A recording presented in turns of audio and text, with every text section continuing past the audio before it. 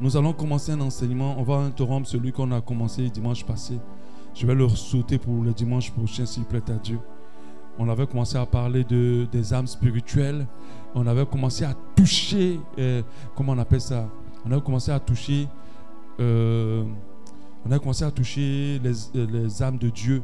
On avait touché la première des âmes, c'était la vérité. Amen. Toujours dans cet esprit, puisque notre thème de l'année, je ne sais pas si on se rappelle, c'était quoi le thème de l'année? Comment? Prioriser la présence de Dieu. Et tout ce qu'on va aborder cette année, ça sera vraiment que la présence de Dieu soit plus grande dans nos vies. Parce qu'on a compris que c'est là que tout s'opère. C'est là que tout se passe. C'est là que nous remportons nos victoires. C'est là que nous expérimentons la guérison. C'est là où nos situations d'élévation se débloquent. Alléluia. Dans la présence de Dieu. Amen. Si on amène les enfants de plus en plus dans la présence de Dieu, on n'aura même plus besoin de faire les délivrances. Parce que dans la présence de Dieu s'opère notre délivrance. Alléluia. Amen. C'est pour ça que j'aimerais encourager ceux qui font la loterie et les cultes de dimanche. Ne faites plus, venez tous les dimanches. Vous ne savez pas quand Dieu va vous visiter. Vous ne savez pas. Ceux qui restent fidèles à la présence de Dieu sont des personnes qui sont constamment visitées par Dieu. Alléluia. Vous ne savez pas quand Dieu va vous visiter. Venez toujours dans la présence de Dieu. Et habituez-vous tous les matins à prier. Car vous ne savez pas le jour Dieu a choisi comme un jour de joie pour nous. Alléluia. Amen. Alléluia. La puissance de l'onction, c'est ce dont je vais parler aujourd'hui. La puissance de l'onction. C'est vrai que quand on voit l'affiche, on dit, oh, voilà les hommes de Dieu. Ils vont faire un gros programme pour dépouiller les enfants de Dieu. Non. Nous allons prêcher une vérité qui est utile. Amen. Vous savez, la parole de Dieu, c'est un tout. C'est vraiment un tout. De la même manière qu'un homme ne peut pas passer son temps à manger que le riz 365 jours pour vivre, il peut avoir beaucoup de carences. Nous avons besoin de tout savoir parce que la Bible aborde tellement de choses et ces choses sont toutes utiles pour nous. Il n'y a pas un pour laisser l'autre. Je l'aborde ce thème dans le cadre de la Pentecôte. Aujourd'hui, nous sommes dans une journée spéciale, une fête spéciale.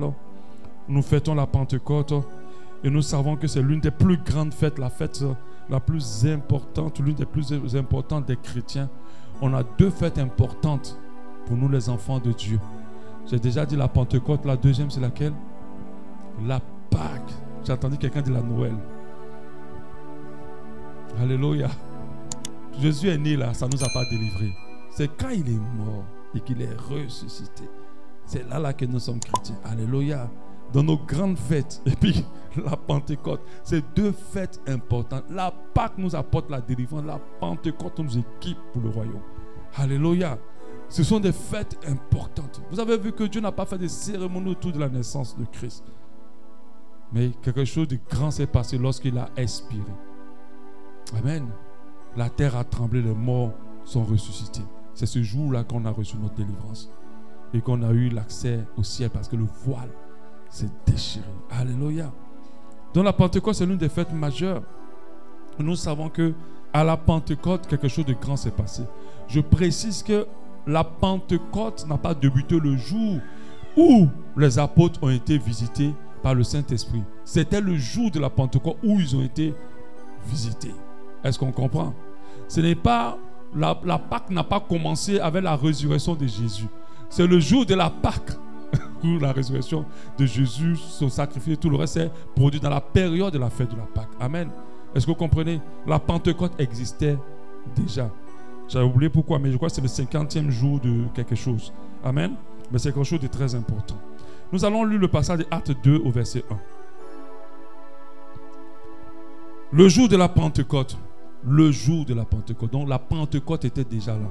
Parce que beaucoup font ce mélange. Ils se disent que la Pentecôte, quand on dit que c'est quoi la Pentecôte? Oui, la Pentecôte, c'est lorsque les 120 sont allés prier. Non, ce n'est pas ça qui était la Pentecôte. C'est au jour de la Pentecôte qu'il y a eu cette action extraordinaire pour l'Église. Cet acte majeur pour l'Église. Amen, du Seigneur. Le jour de la Pentecôte, ils étaient tous ensemble dans le même lieu. Tout à coup, il vint du ciel un bruit comme celui d'un vent impétueux. Il remplit toute la maison où ils étaient assis. Des langues semblables à des langues de feu leur apparurent, séparées les unes des autres, et se posaient sur chacun d'eux. On parle de 120 chrétiens. Et ils furent tous remplis du Saint-Esprit et se mit à parler d'autres langues, selon que l'Esprit leur donnait de s'exprimer. Qu'est-ce que ces 120 ont reçu? Ils ont reçu l'onction. Ils ont été oints d'une manière spéciale. Alléluia. Ils ont été oints d'une manière spéciale au jour de la Pentecôte. Ce fameux jour, ils venaient tous. Ils sont venus tous devant la présence de Dieu. Et ils ont prié jusqu'à ce que quelque chose se produise. Et après cela, ils ont commencé à servir le Seigneur, à annoncer l'évangile. Jésus leur avait demandé d'attendre ce jour. Quand Jésus est parti, il a dit ne commencez pas le ministère. Ne commencez pas à aller partout à annoncer l'évangile. Allez-y à tel endroit et attendez jusqu'à ce que vous recevrez une puissance survenant sur chacun de vous. Et c'est à partir de là que vous pourriez être témoins. Et c'est ce qu'ils ont fait. Aujourd'hui, en ce jour de la Pentecôte, amen, j'aimerais, comme je l'ai dit tout à l'heure, nous parler d'onction, de l'onction. Alléluia, c'est un thème que je n'ai pas beaucoup enseigné, mais j'ai déjà enseigné sur d'autres réveils. Mais je vais en parler en cette belle journée de la Pentecôte. Tout enfant de Dieu, tout chrétien, toute personne ont déjà entendu parler de la Pentecôte. C'est marrant parce qu'il y a des gens qui ne sont même pas chrétiens, plutôt de l'onction. C'est marrant, il y a des gens qui ne sont pas chrétiens, mais qui savent, ils connaissent l'onction, sans savoir trop ce que c'est. D'autres même vont te dire une onction.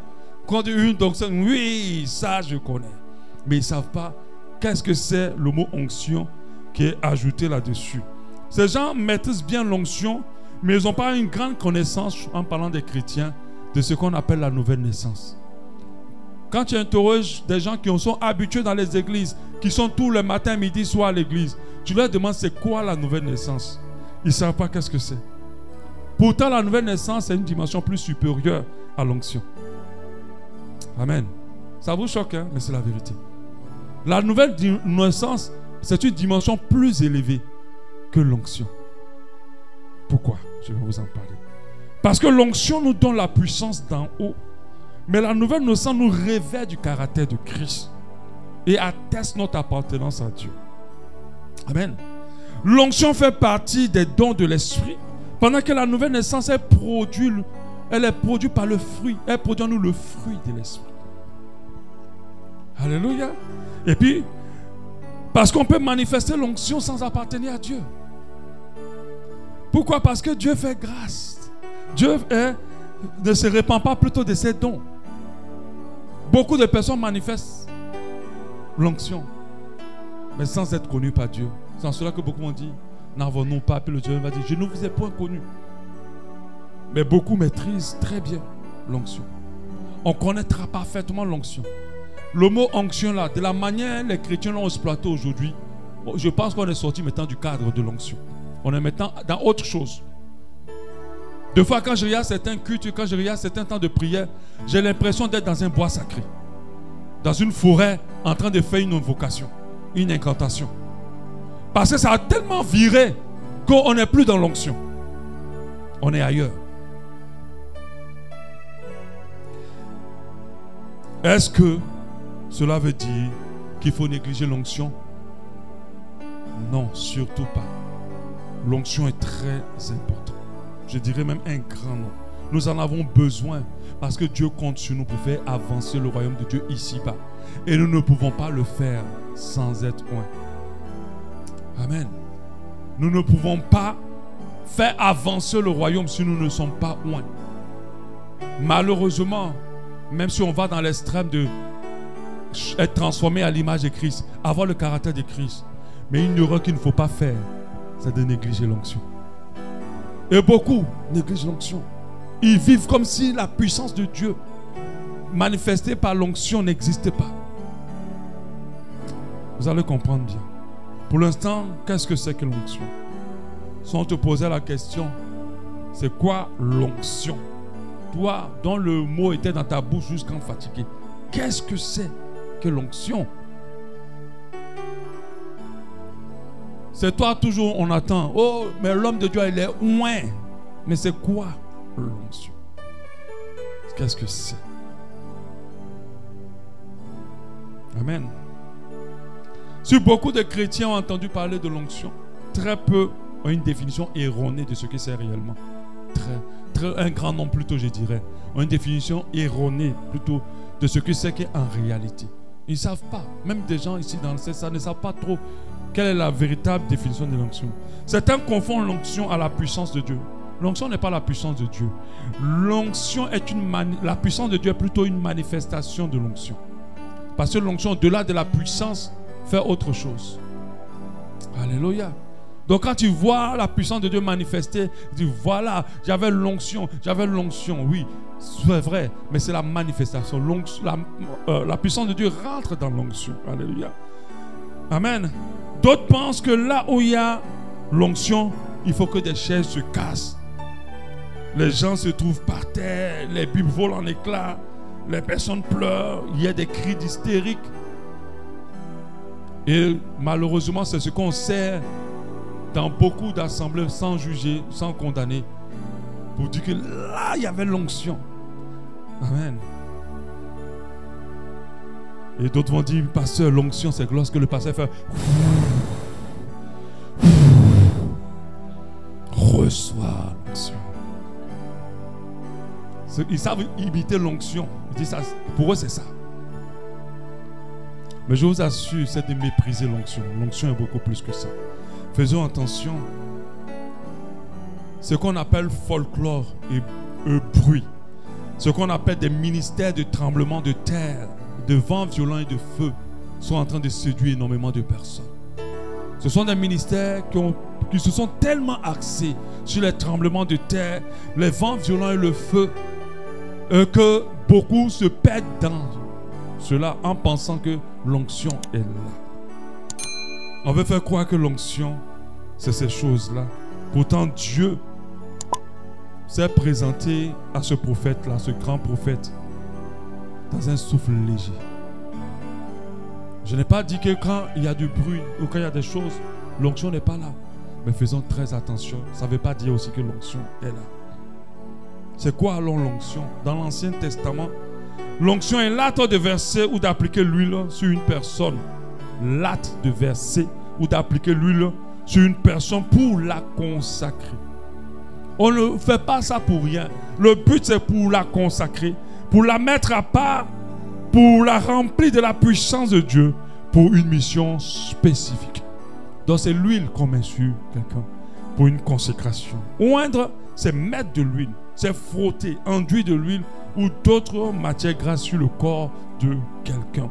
Dans l'Ancien Testament, pour consacrer une personne telle qu'un lévite, un prophète ou encore un roi, il fallait l'oindre pour le consacrer, pour la mission à laquelle Dieu l'appelait ou Dieu l'activait. Donc nous avons vu le cas, comment Samuel est venu oindre David, parce que David était appelé pour être roi. Amen. 1 Samuel 16, 13. Samuel prit la corne d'huile, éloigné au milieu de ses frères. L'esprit de l'Éternel saisit David à partir de ce jour-là et dans la suite. Alléluia. Amen. Ce jour-là et dans la suite. Donc quand Samuel l'a oint, l'Esprit de Dieu est venu. Dans le Nouveau Testament, l'onction ne se reçoit pas forcément de manière physique. Même si on a encore dans nos assemblées des gens qui oint de manière littérale avec l'huile d'olive. Je précise l'huile d'olive. J'ai déjà écrit un texte là-dessus. C'est l'huile d'olive. Parce que vous, si vous connaissez la définition, vous voyez la constitution de l'huile d'onction dans la Bible, vous allez voir que ça n'a rien à voir avec l'huile d'olive. Elle est faite à base d'huile d'olive, mais il y a beaucoup d'autres ingrédients à l'intérieur. Amen. Il y a beaucoup d'autres ingrédients. On continue aujourd'hui de oindre littéralement, physiquement, pensant que ce qu'on a oint dans des cérémonies grandioses de consécration, d'ordination, ce n'est pas de mauvaises choses, sont forcément oints. Non.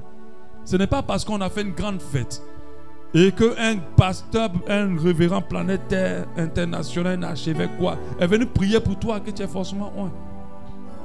Alléluia. Amen. Ces choses-là ne sont pas mauvaises, mais malheureusement, elles créent beaucoup de serviteurs de Dieu qui ne sont pas oints. On en a plein aux têtes des églises. On en a plein dans des ministères suivis sur Internet, mais qui ne sont pas oints. Pendant qu'on les a oints. Alléluia. Dans le Nouveau Testament, l'onction, c'est tout autre chose. Amen. C'est tout autre chose. Alléluia. Ce n'est pas un rituel physique, mais c'est une réalité spirituelle. D'abord une réalité spirituelle.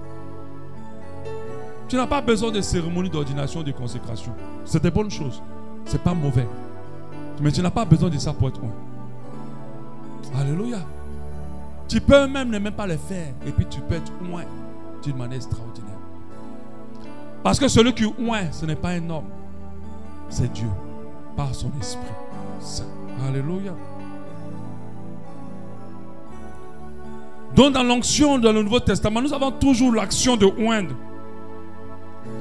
Mais sauf que l'huile n'est pas physique. C'est une huile spirituelle qui découle de l'action invisible du Saint-Esprit qui équipe, fortifie, sanctifie ou guérit. Donc nous sommes encore oints. Mais sauf qu'on n'a pas oint avec une huile physique. On est oint avec une huile spirituelle. Par l'action et la puissance du Saint-Esprit. Alléluia. Donc on parle d'onction, voyez huile. Quand on parle d'onction, voyez huile qui est répandue sur toi. Et quand on parle d'onction, voyez aussi une huile qui est répandue sur toi pour la consécration. Pour être consacré à quoi? À quelque chose. Alléluia. Très important. La puissance de l'onction. Pourquoi devons-nous être oints? Amen. Voilà un passage que j'aime beaucoup. Ésaïe 61, 1. Ésaïe 61, 1. J'aime beaucoup ce passage-là. L'Esprit du Seigneur, l'Éternel, est sur moi. Car l'Éternel m'a oint. C'est pas point. Pour porter les bonnes nouvelles aux malheureux. Il m'a envoyé pour guérir ceux qui ont le cœur brisé, pour proclamer aux captifs la liberté et aux prisonniers la délivrance. Dieu m'a oint pour annoncer aux captifs la délivrance, pour annoncer la bonne nouvelle, pour guérir, pour proclamer aux captifs la libération, aux prisonniers leur délivrance. Dans ce passage, nous voyons que l'utilité de l'onction. L'onction est utile pour servir Dieu là où il nous appelle à le servir. Par l'onction, nous annonçons l'évangile avec l'onction. Nous prions pour les malades, les malades sont guéris. Nous chassons les démons. Nous enseignons avec sagesse, avec autorité aussi. Par l'onction, nous faisons avancer le royaume de Dieu. Quand cette fille de Séva ont prié et que le démon n'a pas répondu, le démon ne les a pas écoutés, les a même frappés, c'est parce que cette fille n'était pas oint. Si tu n'es pas oint, tu ne peux pas parler avec autorité aux esprits. Si tu n'es pas oint, tu ne peux pas être revêtu de sagesse. La sagesse d'en haut, je ne parle pas de la sagesse de la terre. Parce que vous pouvez voir des gens créer des grandes inventions de la terre, mais ils sont à des petits niveaux de sagesse. Sagesse n'est pas égale à l'intelligence. Ne confondez pas l'intelligence à la sagesse. Et ça, je le dis tellement de fois. Beaucoup sont intelligents, mais ils ne sont pas sages. La sagesse là, Dieu, il s'appelle lui-même sagesse. Alléluia. Ce n'est pas quelque chose qui est accessible à tout le monde. Parfois, il faut l'onction.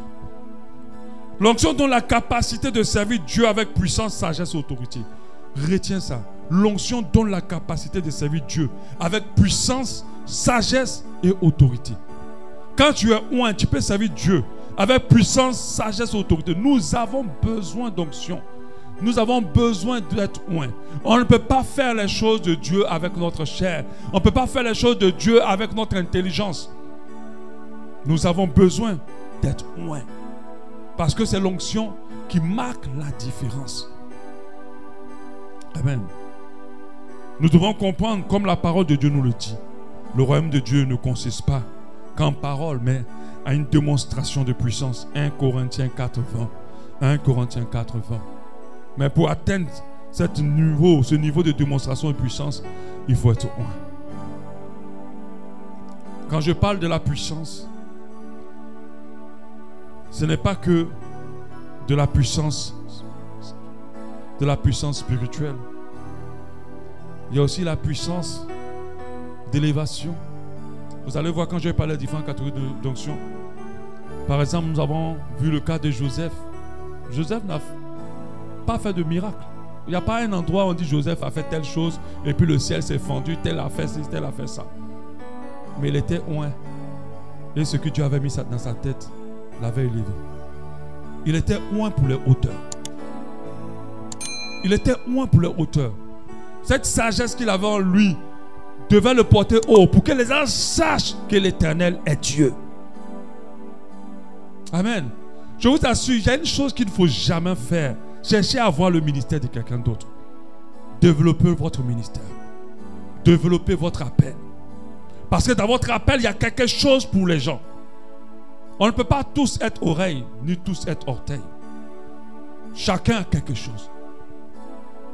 Pendant que David tuait les lions, les déchirait en quatre, Joseph, quand il ouvrait la bouche, les paroles de connaissance, les paroles de sagesse étaient précises. Mais les deux étaient oints. David ne pouvait pas réagir Joseph. Joseph ne pouvait pas réagir David pour dire, mais Seigneur, donne-moi aussi ce que tu as donné à David. Parce que l'onction est liée à l'appel. Alléluia. Amen. Et grâce à l'onction de Joseph, il a atteint le haut sommet d'Égypte. On a vu comment il a introduit le peuple de Dieu dans la prophétie. Parce que la prophétie, 400 ans, je crois, après, quelque chose de délivrant devait se produire. Amen. C'est grâce à Joseph. Parce qu'il était oint. Donc tu peux être oint de sagesse. Tu peux être oint de ta position d'élévation. Tu peux être oint en tant qu'un leader. Amen. Tu peux être oint en tant qu'un inventeur. Amen. Dieu pour oint. Regardez les histoires. On cache beaucoup la véritable appartenance de foi de beaucoup de chercheurs. Mais la grande majorité d'eux étaient chrétiens. Mais on cache, on camoufle. On ne veut pas montrer que c'est des enfants de Dieu qui ont sorti des inventions. Alléluia. On cache. Amen. Les 120 dans la chambre, dès qu'ils ont été oints, la première chose qu'ils ont fait, ils ont commencé à annoncer l'évangile avec puissance. Et qu'est-ce qui s'est passé? 3000 personnes s'est converties à l'instant. Aujourd'hui, on a comme l'impression que l'onction est utilisée pour la démonstration de puissance, pour flatter, pour s'enrichir, pour avoir une carrière. Dès qu'un homme de Dieu commence, qu'il est un peu loin, il cherche les hauteurs, pas pour que Dieu soit glorifié, les hauteurs même pour lesquelles il ne paie pas loin. Et c'est là-bas que les gens se perdent. Je vais te dire une chose, il faut retenir. Dès que tu sors du plan de Dieu, tu es exposé au diable. Même si tu fais les choses pour Dieu. C'est ce que d'autres ne comprennent pas. On voit l'onction comme une démonstration de célébrité, comme une manière de pouvoir dominer sur les autres, de pouvoir régner sur les autres. Jésus, il était le serviteur des autres. Il n'a pas fait des gens son serviteur. Faites très attention avec cette histoire qu'ils ont créée de honorer les pères et tout le reste. Ce n'est pas mauvais, mais faites attention. Parce que vous élevez des hommes au lieu d'élever Dieu. Ces pères-là doivent être au service des fils. C'est ce que Dieu nous demande. Jésus n'est pas venu pour créer une brigade de serviteurs autour de lui. Il était là pour les servir. Il a même pris le temps de laver les pieds. Certainement les pieds étaient sales. Il fallait qu'il les lave. Alléluia.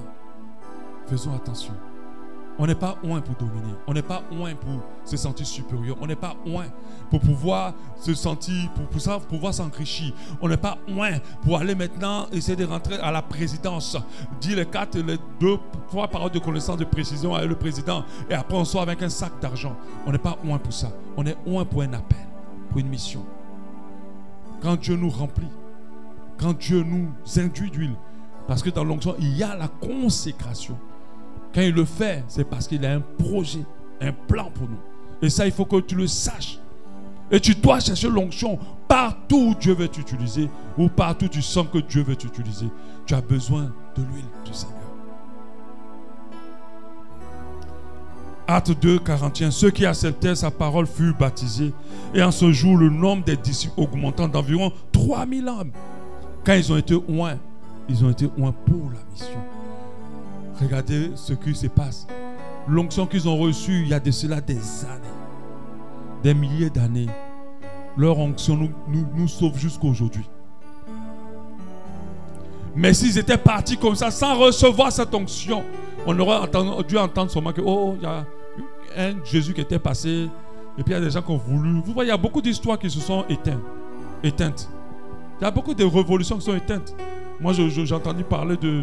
je crois qu'en Afrique, on a eu quand même des révolutionnaires, Samori Touré, on a eu beaucoup de révolutionnaires, même peut-être avant ici. On a eu des gens qui ont connu des révoltes, mais aujourd'hui c'est éteint. Ils sont où? On n'entend plus parler de ce n'est que des histoires. Mais Jésus n'est pas une histoire. Jésus n'est pas resté dans nos livres d'histoire. Parce que notre Jésus est encore vivant jusqu'à aujourd'hui.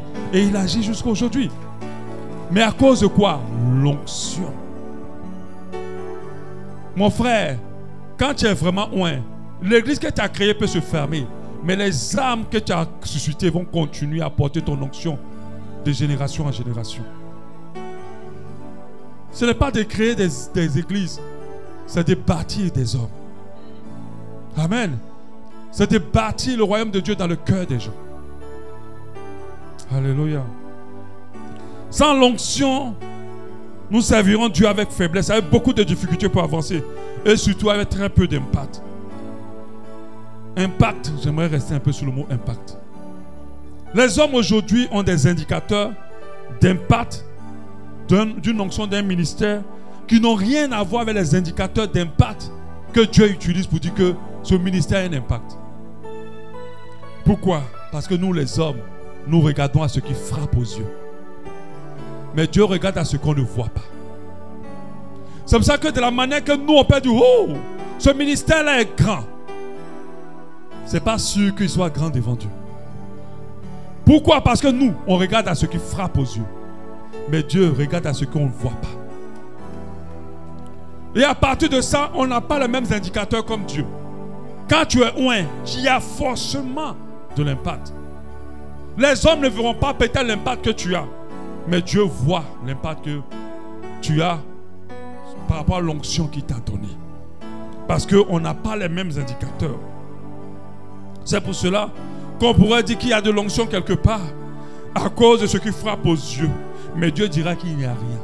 C'est pour cela qu'on peut dire qu'il y a de l'onction quelque part à cause d'un endroit où on va dire qu'il n'y a pas l'onction quelque part. Et puis Dieu va dire, mais l'onction est palpable ici. Mon frère, ma soeur, il y a des endroits où tu viens. Ta vie ne peut plus rester la même. Et ça ne va même pas durer. Tu vas sentir une transformation rapide.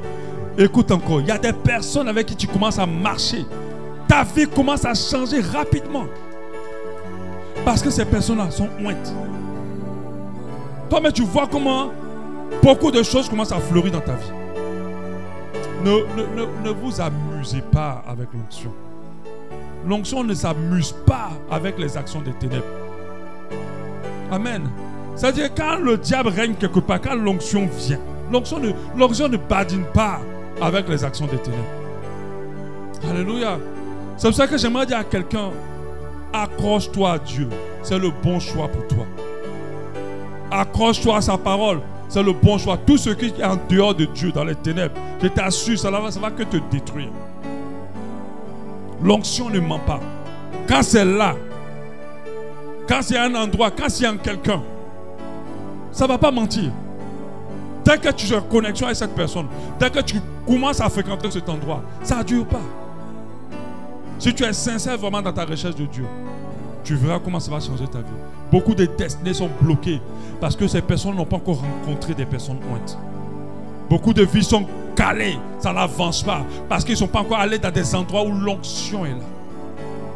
Les gens vont à l'église comme si c'est une question, c'est un club. On ne va pas à l'église comme un club. Tu dois aller dans une église ointe.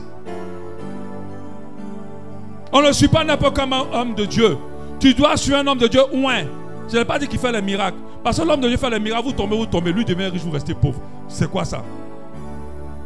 Le gars maintenant, ses enfants sont dans les écoles conventionnées. toi-même, même 10 000 francs par mois de l'école pour ton enfant. Tu as dette même de 3 mois. Et tu dis l'homme de Dieu est loin. Si un homme de Dieu est loin, quand tu commences à te connecter à lui, ta vie commence à changer. Ce n'est pas seulement lui qui va être béni, va monter, et puis toi tu es dans les problèmes. Quand une église est ointe, quand tu y mets tes pieds, quelque chose commence à se produire. Et dans cette assemblée, on en a vu. On a vu. On a revu. C'est parce que où on est assis, là, on est sûr de notre assemblée. Pas par orgueil, mais parce qu'on sait que Dieu est ici. Alléluia. Dieu est là. Et beaucoup de personnes peuvent le témoigner. S'ils sont vraiment venus chercher Dieu, oui. Alléluia. Amen. Donc les indicateurs de Dieu que Dieu utilise pour dire que ce ministère ou cette onction de l'impact ne sont pas les mêmes que les hommes. Parce que les hommes regardent ce qui frappe aux yeux. Et ils font tout pour chercher ce qui frappe aux yeux. Mais nous, Dieu plutôt, et nous les enfants, nous de Dieu, nous regardons ce qui n'est pas visible. Et c'est dans l'invisible que beaucoup de choses se produisent. Amen. Nous sommes oints pour la conversion des âmes, pour la délivrance des captifs, pour l'avancement du royaume. Voilà à quoi l'onction est utile. Nous sommes oints pour ces choses-là, afin que le nom de Dieu soit grand, qu'il avance, qu'il évolue, que les captifs soient levés. Dieu n'aime pas les gens qui souffrent. Les gens souffrent, je vous assure. Et Dieu t'a oint pour que les gens arrêtent de souffrir. J'aimerais parler à quelqu'un qui à un moment s'est perdu dans les choses de ce monde, qui a oublié qu'il était oint pour pouvoir être un instrument entre les mains de Dieu. Le monde et ses réalités étouffent beaucoup d'onction. Des fois, le diable même n'a rien à faire. Il ne fait même rien. Le cœur de la personne va aller s'embrouiller avec beaucoup de choses. Et des fois, les gens qui étaient oints avant n'ont plus de force et de puissance. Faites attention. Amen. Alléluia. Est-ce que quelqu'un ce matin a besoin d'un renouvellement d'huile? Alléluia. Comme je l'ai dit, ne continue pas à servir Dieu avec ton huile de kala là-bas. L'huile est devenue noire maintenant. Amen. Il faut renouveler l'huile. Un Friday, on ne gagne pas l'huile noire. Il faut avoir l'huile claire. Il faut renouveler. Cette huile-là, on doit la chercher. Il ne faut pas toujours rester à lui de kala. Les démons, là, ils se musclent, ils ont changé, ils ne sont plus au même niveau. Il faut que ton onction soit renouvelée. Alléluia. On a besoin d'une nouvelle huile. On doit renouveler cela. Je vais commencer à parler des différents types d'onction. Je ne vais pas aller sur beaucoup. On va s'arrêter. J'aime pas tout. J'ai beaucoup dit déjà beaucoup de choses. Les différents types d'onction. Retenez que l'onction, c'est pour nous mettre à part, nous consacrer, nous remplir, nous équiper pour les choses et la mission de Dieu. Les différents types d'onction. Il y a une onction qui est très intéressante. Alléluia. Et certains d'entre nous l'ont. Amen. Amen. C'est une onction intéressante. On appelle ça l'onction royale. C'est l'onction que Dieu donne à des personnes qui veut placer à la tête. Elles sont ointes. C'est-à-dire que partout elles vont, elles sont chefs de classe, elles sont chefs d'organisation. C'est-à-dire que on sent qu'elles ont un leadership naturel. C'est quelque chose que Dieu a mis sur elles, qui les démarque des autres et qui les aide à pouvoir se positionner. On appelle ça l'onction royale. Quand Dieu t'oint pour ça, quand il t'a oint d'une onction royale, tu es destiné à des hauteurs. Alléluia. On va faire comme dans les autres églises. Dis à moi, j'ai saisi l'onction royale. Non, je blague. Amen. Si Dieu n'a pas promis ça pour toi, pardon, il faut laisser. Parce que tu allais te perdre dans l'onction royale là-bas. Alléluia. Il y a des hauteurs qui ne sont pas pour tout. Les hauteurs ne sont pas pour tout le monde. Tu n'as pas dit amen. Vous n'aimez pas la vérité. Les hauteurs ne sont pas pour tout le monde. Amen. Voilà. Il y a deux doutes. Depuis le ventre de leur mère, Dieu les a consacrés. Il les a oints pour les auteurs, pour leurs auteurs. Amen. Ce n'est pas pour tout le monde. On appelle ça l'onction royale. C'est une onction pour régner avec autorité sous la direction de Dieu. Alléluia. L'onction d'un roi montre que Dieu lui confie la direction d'un peuple. Elle donne l'autorité, la sagesse et la légitimité. Alléluia. Si on parle d'onction royale, citez-moi au moins 2 ou 3 onction royale. La personne par excellence. Dans la Bible. Dans la Bible. Par excellence, la première personne qu'on doit citer. David. Alléluia. Bien sûr, Joseph aussi. Amen.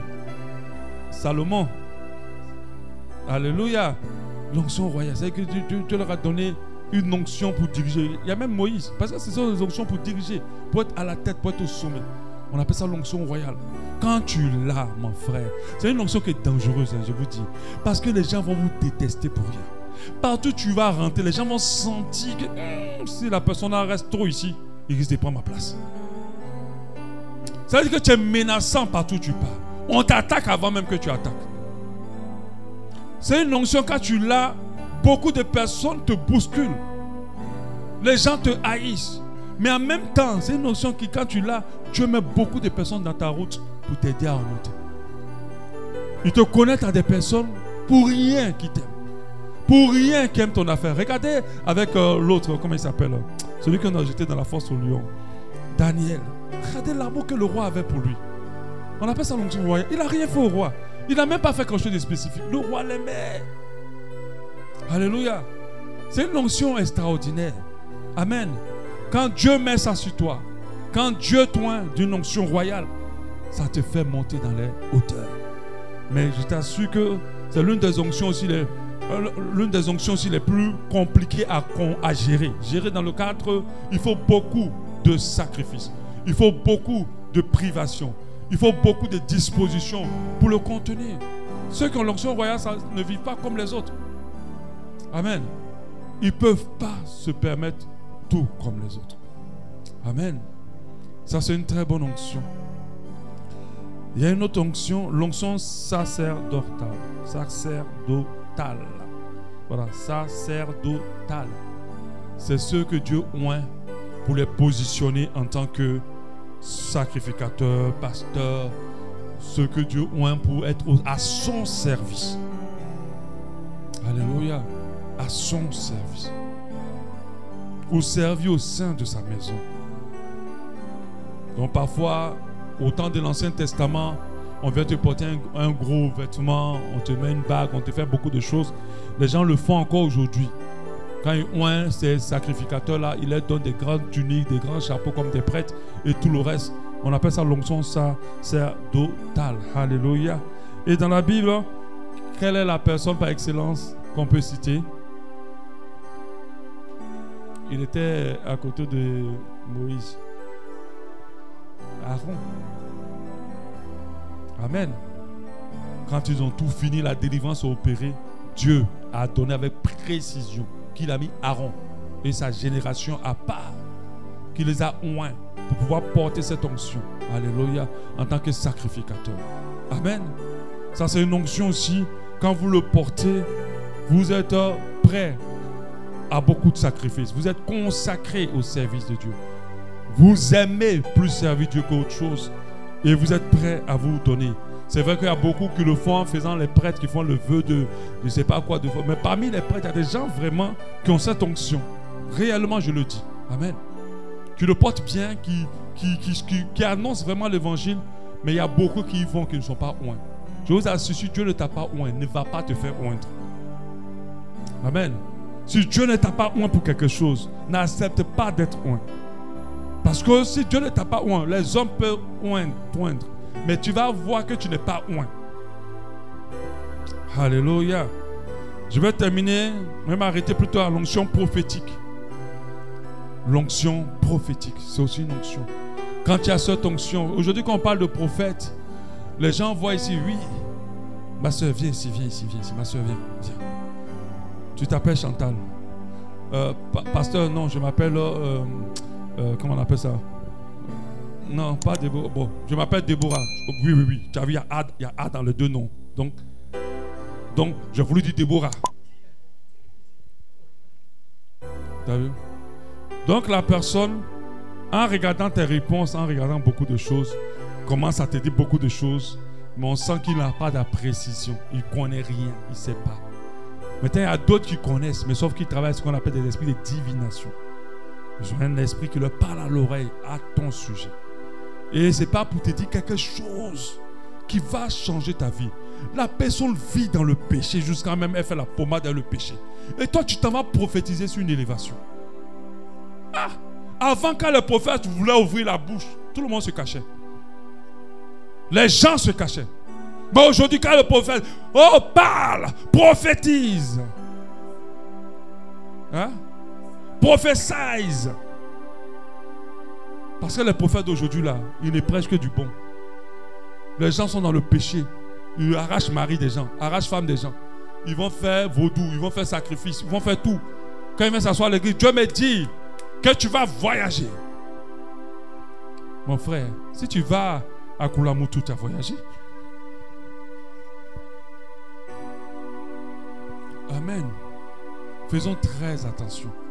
Quand le prophète ouvrait la bouche, les gens craignaient. Parce que Dieu prophétisait beaucoup quand il n'était pas content. C'est là qu'il parlait. Il prophétisait aussi pour avertir, pour guider, pour orienter. Il n'était pas dans les prophéties de flatterie. Quand le prophète ouvrait la bouche, les gens craignaient Dieu. Ça suscitait la crainte. Amen. Quand Covid est tombé, oh, oui, vous voyez mon message, j'ai prêché, j'avais vu Covid, mais quand tu écoutes le message, ça n'a rien à voir avec le Covid. Certains m'ont dit qu'ils l'ont vu. Mais quand tu écoutes la prophétie, elle n'est pas précise. Lisez les prophéties dans la Bible. Ce n'était pas un jeu. Quand on parle de quelqu'un qui a l'onction prophétique, et comme on a besoin d'un prophète ici aussi, ce n'est pas un jeu. Ce n'est pas un jeu. Le prophète, il est là pour nous guider. Il est là pour nous orienter. Il est là pour mettre à nu tout ce qui est caché. Il faut attendre scandale d'abord pour savoir que le pasteur a couché avec les soeurs de l'église. Mais attends, les prophètes de l'église sont où? Amen. Les prophètes de l'église sont où? Amen. Moi je ne suis pas prophète, mais quand Dieu me tue dans sa dimension là, alléluia. Des gens qui ont quitté l'église à cause de ça. Une maman a dit oui, le pasteur le soir lui raconter ma vie, il est venu prêcher avec. Il dit ah maman, personne ne m'a dit ta vie. Il y avait un frère à l'époque qui servait même et qui faisait des choses. Et Dieu m'a montré ça clair comme ça. Je suis venu lui dire. Il dit mais toi là, tu faisais quoi? Dis-moi. Il est là souvent. Il dit non pasteur, tu aurais dû me dire ça après le culte. Là maintenant je ne peux plus bien faire le culte. Il dit mon frère, le plus important c'est pas ton péché. Amen. L'onction prophétique. Quand tu es oint, tu discernes les choses qui sont en phase avec la voix et la volonté de Dieu afin de corriger et d'orienter son peuple. Nous avons besoin des gens oints de l'onction prophétique. Nous en avons besoin. Beaucoup de personnes s'appellent prophètes, mais ils ne sont pas oints. Ils ne sont même pas oints. Même pas. C'est pour ça que moi je suis dans une dimension où aucun serviteur de Dieu ne m'intimide. Aucun. Pas parce que je me compare ou que je me sens supérieur à eux. Mais je dis, il y a tellement de faux dans notre église que je préfère continuer à être impressionné par Dieu lui-même. Les humains sont faux en majorité. Alléluia. Je vous assure, on a besoin de vrais prophètes.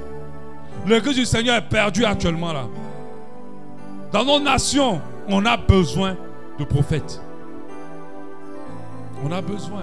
Mais pourquoi les autorités? Pourquoi les États? L'église. Parce qu'il n'y a pas de prophètes.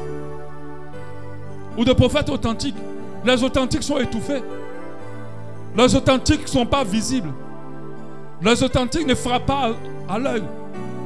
Mais tu vois, prophète, la même mannequin même, ne peut pas se rivaliser à lui. Un prophète. Mais tout le temps que tu as pris faire tes cheveux, ta tête et tes pas. Mais à quel moment Dieu va te parler? Un vrai prophète, quand tu le vois, il ne ressemble à rien. Il n'a pas le temps de futilité. Parce que c'est quelqu'un qui doit être dans une dimension de mise à part sérieux. Il faut qu'il fasse tellement de voix pour entendre celle de Dieu. Ce n'est pas quelqu'un qui est dans les commérages. Ce n'est pas quelqu'un qui est dans les distractions. C'est quelqu'un qui aime la présence de Dieu plus que toute autre chose. Même se marier, même là peut le déranger. Même se marier peut le déranger. Ça peut tuer sa dimension de ministère. Avant-hier, j'ai vu une vidéo et ils ont mis dessus comment être une bonne épouse. Et la femme, je la vois, elle coupe un sparadrap, un grand scotch. Et quand son mari rentre, elle colle sur sa bouche. Et puis dire voilà, être une bonne épouse. Ça veut dire, le secret c'est de ne pas parler. Dimension de prophète. Et puis tu as femme. Ah, mon frère. Toi et toi-même. On va voir à quelle voix Dieu va te parler. Alléluia. Mais le prophète, lisez la Bible. Voyez la dimension qu'ils sont. Voyez ce qu'ils sont. On a besoin des gens qui voient. Il y en a, mais ils sont cachés. Ils ne sont pas connus. Il y en a qui parlent, mais on n'écoute pas. Il y en a qui avertissent, mais l'église n'écoute pas. Dès que tu commences à parler seulement, mon pasteur, répentez-vous. Oh, il est jaloux. Lui-même, tu as combien de membres dans ton église? Dans les commentaires, on lui pose, tu as combien de membres dans ton église? Et puis tu oses parler aux grands hommes de Dieu. Les indicateurs de Dieu n'ont rien à voir avec les indicateurs des hommes. Ce que tu appelles grand, peut-être que aux yeux de Dieu n'est pas grand. Je ne suis pas là pour mépriser les gens. Mais je veux que vous compreniez une chose. Notre Dieu ne regarde pas ce qui est visible. Il regarde ce qu'on ne voit pas. Alléluia. Et quand j'ai enseigné sur la dimension du monde physique et spirituel, dans le monde physique, on peut mentir. Mais dans le monde spirituel, tout est vrai. Alléluia. Là-bas, tu ne peux pas mentir. Si tu n'es pas grand, on ne te verra pas grand là-bas. Amen. Pour terminer, pour aujourd'hui, j'espère continuer dimanche prochain. Notre Pentecôte continue là-bas. Et que cette semaine, Dieu vous visite de manière spéciale. Et que une onction authentique, un renouvellement d'huile soit ton partage au nom de Jésus. Alléluia. Que tu te lèves dans une dimension mais que toi-même tu n'as jamais expérimenté. Et que la grâce de Dieu t'ouvre les portes qui sont fermées à cause de l'onction qui est portée sur toi. Alléluia. Amen. Je prie vraiment que tous ceux qui ont reçu l'onction royale s'activent entièrement, soient renouvelés complètement. Et que cette onction-là redispose toutes choses selon le plan de Dieu prévu pour eux. Et ceux qui sont des prophètes, prophètes. Je sais que tu es là et que tu entends ce que je suis en train de dire. Je sais que Dieu t'a appelé pour pouvoir voir, mais tu t'es laissé distraire. Ce matin, je t'en prie, lève-toi.